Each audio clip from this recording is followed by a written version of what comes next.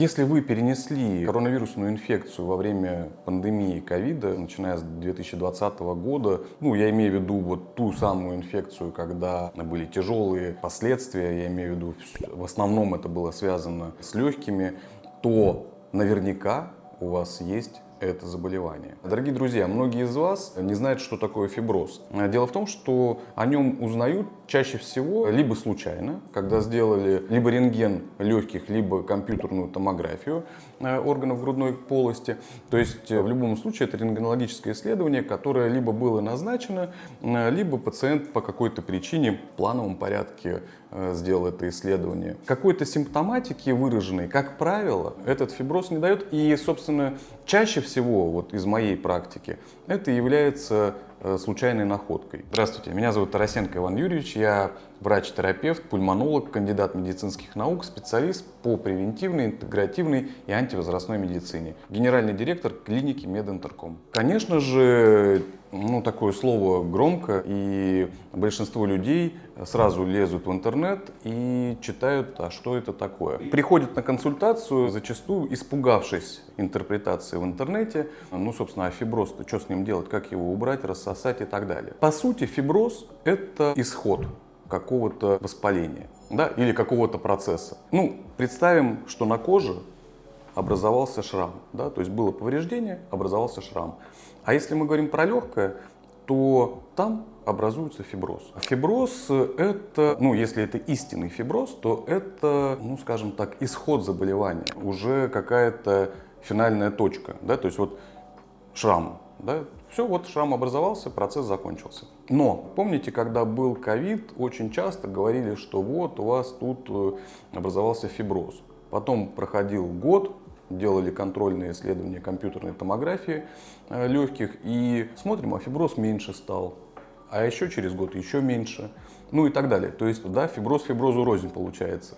То есть, еще раз, истинный фиброз это равно шрам. Шрам на коже равно фиброз на легких. Какие могут быть симптомы при фиброзе легких?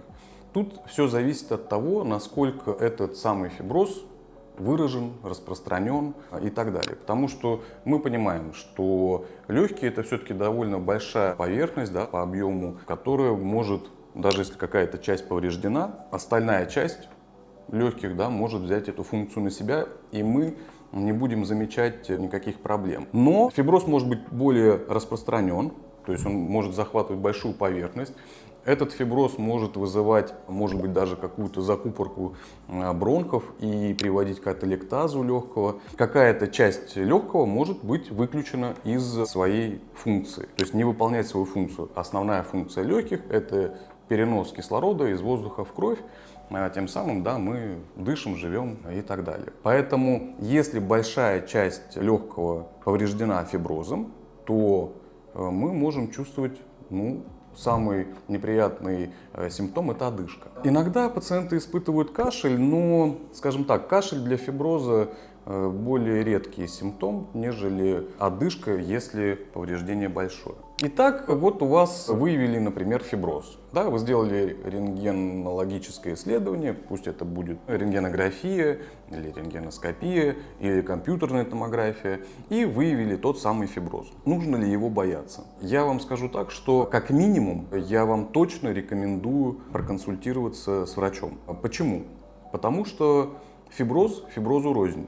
И, кстати, после ковида многие наблюдались, образовался фиброз, и вроде как это же не страшно. А бывает так, что проходит время, и из этого фиброза образуется злокачественное новообразование. Конечно, не всегда это можно отследить этот момент, но почему я говорю, что нужно прийти к врачу и проконсультироваться? Вероятно, он назначит какие-то методы дополнительной диагностики, может быть, бронхоскопию, может быть, ПЭТ-КТ. Я сейчас фантазирую, на самом деле обязательно надо, чтобы посмотрел врач, для того, чтобы он сравнил с тем, что было, выяснил какую-то симптоматику и так далее. Может быть, посмотрел другие анализы по другим органам и системам, оценил жалобы пациента, оценил внешний вид пациента. В общем, задача прийти к врачу, потому что, несмотря на то, что большинство фиброзов никакой вклад в наше здоровье не вносит, тем не менее, это может оказаться не совсем фиброзом. Да? То есть может быть изменение, которое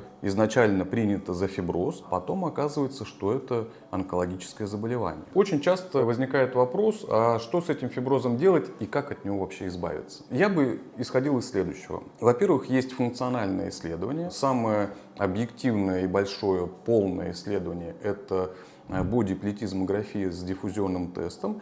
То есть мы можем с помощью этого теста измерить и легочные объемы, проходимость бронхиального дерева и насколько хорошо, собственно, вот тот самый кислород из воздуха проникает в кровь. То есть насколько легкие функционируют хорошо и достаточно. А уже на основании этого теста принимать решение, нужно ли вообще с этим фиброзом что-то делать, кроме наблюдения. Потому что в большинстве случаев, конечно же, мы его наблюдаем, и в подавляющем большинстве случаев этот фиброз не вносит никакого вклада в повседневную жизнь пациента. Поэтому чаще всего это просто наблюдение. Можно ли что-то попытаться сделать с этим фиброзом, ну, скажем, растворить, убрать и так далее? Есть различные методики, скажем так, это и ферменты, которые помогают растворить этот фиброз, водородотерапия, и в комплексе иногда используются некие так называемые клеточные технологии, я имею в виду экзосомы или секретом, да, это продукт стволовых клеток,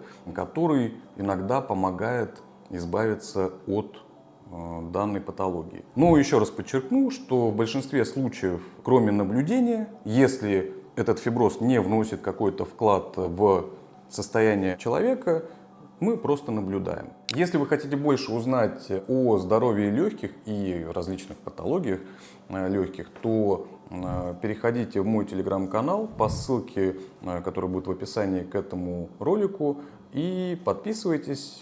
Там тоже много постов, в том числе и по данной патологии. Спасибо, что досмотрели это видео до конца. Ставьте лайк, если вам понравилось. Подписывайтесь, задавайте вопросы, если что-то интересно, какие еще темы вам бы хотелось разобрать. Я с радостью на них отвечу. И до встречи в следующем ролике.